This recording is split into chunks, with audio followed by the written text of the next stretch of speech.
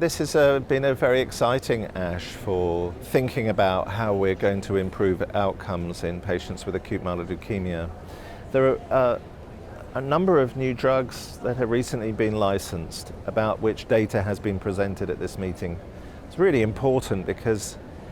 it had been almost a therapeutic desert for a couple of decades, and we suddenly have a rush of novel targeted therapies and also different formulations of chemotherapy. One of the most interesting is the development of a drug called Vyxeos,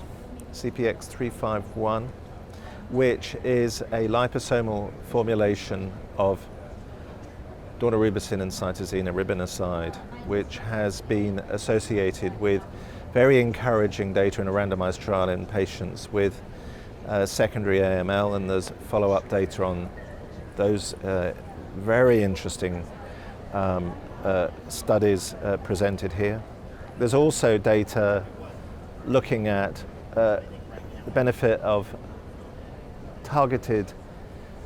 inhibitors of mutated IDH1 and IDH2, which are showing considerable promise, and also some really important translational studies from Parish Vyas's lab in Oxford, looking at the clonal structure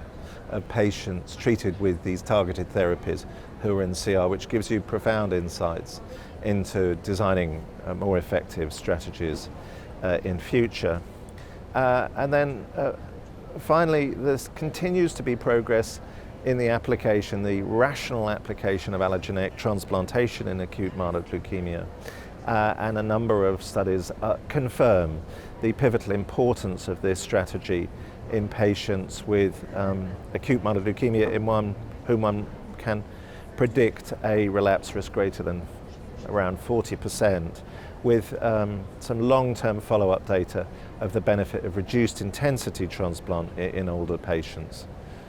So that's just a small number of the advances, but I think one can see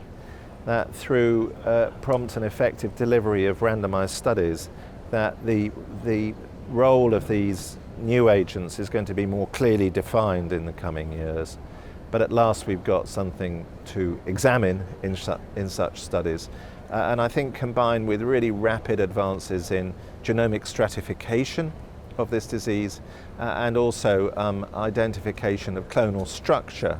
in patients achieving CR, we're going to really now be, in the next 5 years, making very significant inroads into this challenging disease.